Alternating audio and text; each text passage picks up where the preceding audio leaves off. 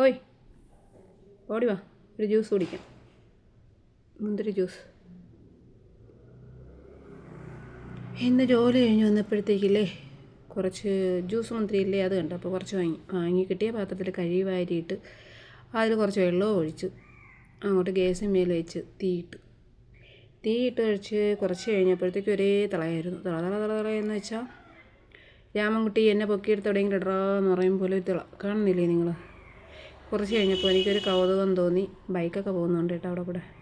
കൗതുകം തോന്നി. ഞാൻ എന്ത് ചെയ്യുന്നറിയുമോ, ഒന്ന് കുത്തി ഇളക്കി മറിച്ചൊക്കെ നോക്കാമെന്ന് വിചാരിച്ച് ഞാൻ കുത്തലും കിളക്കലും എൻ്റെ പരിപാടി അങ്ങോട്ട് തുടങ്ങി. കുറച്ച് കഴിഞ്ഞപ്പോഴത്തേക്ക് അതിൻ്റെ ഈ തൊലി സ്കിന്നെല്ലാം പോയി കഴിഞ്ഞുണ്ടോ, എൻ്റെ ഒരു പൾപ്പ് കണ്ടോ അങ്ങനെ ഇരിക്കുന്നു. നല്ല രസമുണ്ടായിരുന്നു.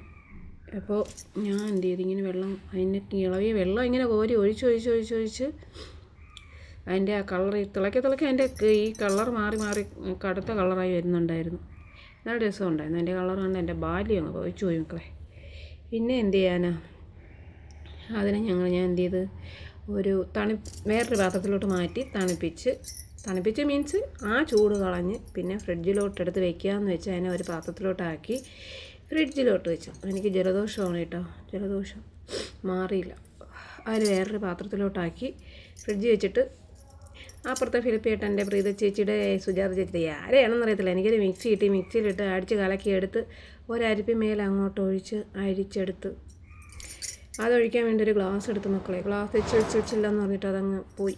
പിന്നെ അടുത്ത് എനിക്ക് കിട്ടിയതൊരു പ്ലാസ്റ്റിക്കിൻ്റെതാണ്. അതിനകത്തോട്ട് അങ്ങോട്ട് ഒഴിച്ച് 2 ഐസ് ക്യൂബ് ഇട്ട് ഒരു ചാമ്പി. സൂപ്പർ. പഞ്ചസാരയൊന്നും ഇട്ടില്ല കേട്ടോ, വേറെ വെള്ളമൊന്നുമില്ല. സൂപ്പറായിരുന്നു. അതിൻ്റെ കട്ടിയുണ്ടോ,